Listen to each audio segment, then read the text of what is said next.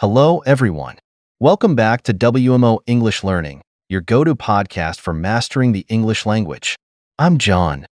And I'm Anna. Today, we have an exciting episode lined up for you. We're diving into one of the most common challenges English learners face, remembering new words. That's right, Anna. Whether you're just starting out or looking to expand your vocabulary, we've got some fantastic tips and tricks to help you retain those words and use them confidently. We'll be sharing practical strategies, fun memory techniques, and even some personal anecdotes to make your learning journey enjoyable and effective. So, grab your notebooks and get ready to boost your vocabulary with us. Let's make learning English words a breeze. Stay tuned and let's get started.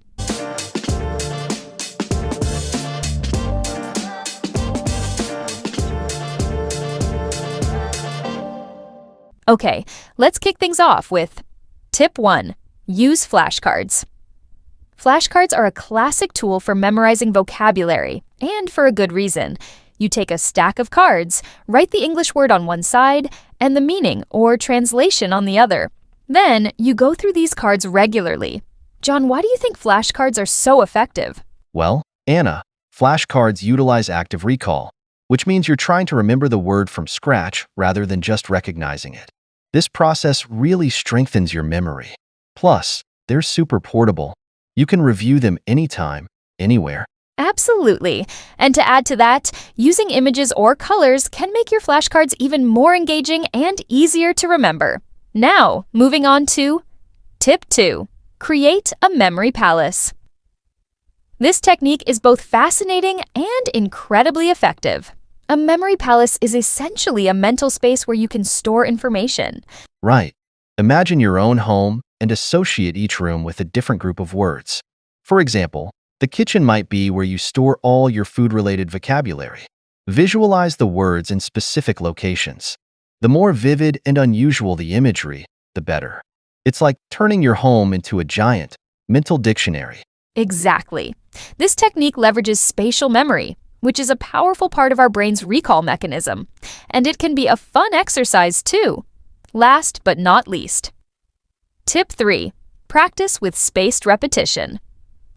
This method involves reviewing words at increasing intervals. Oh yes, apps like Anki or Quizlet are great for this. They schedule your reviews so that you revisit words just before you're likely to forget them. This helps move words from short-term memory to long-term memory.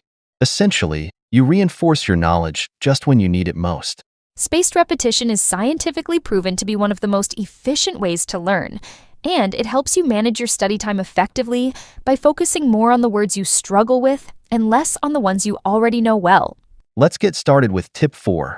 Use the words in context. This is a game changer, folks.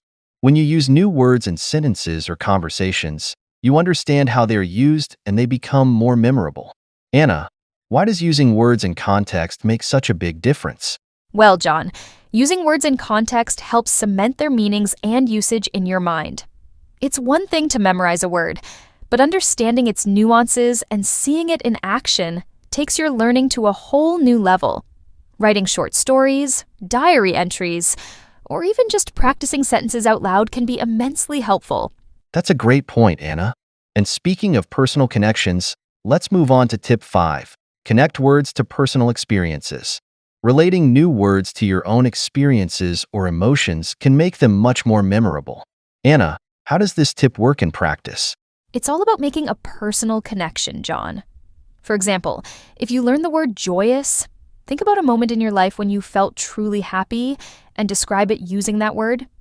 This creates a strong emotional link that can make the word easier to recall. The more meaningful the connection, the better it sticks in your memory.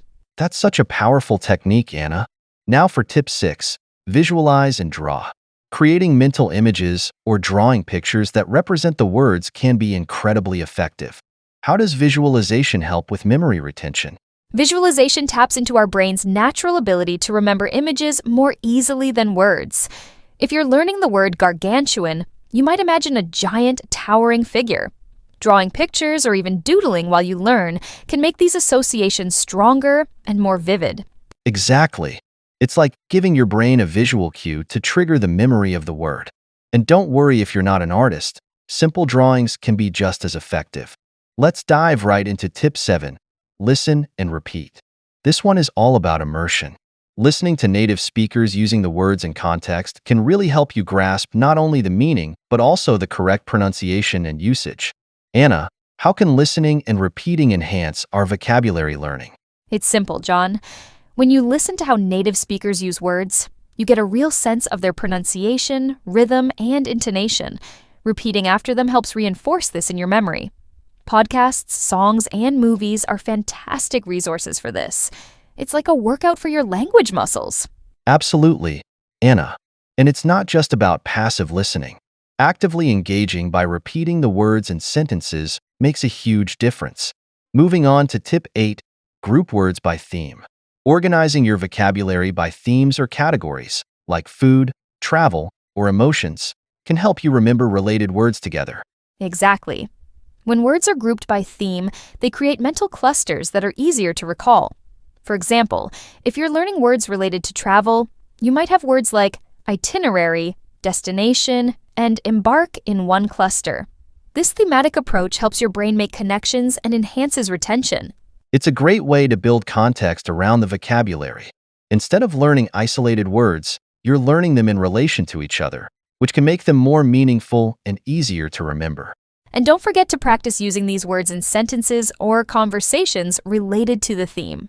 It makes your learning more practical and enjoyable. That's it for today's tips. Remember, these techniques are all about making learning fun and effective. Stay tuned for more insights and practical advice in our next episodes. If you enjoyed this, please subscribe to WMO Learn English and give us a thumbs up. Keep practicing, stay curious, and never stop learning.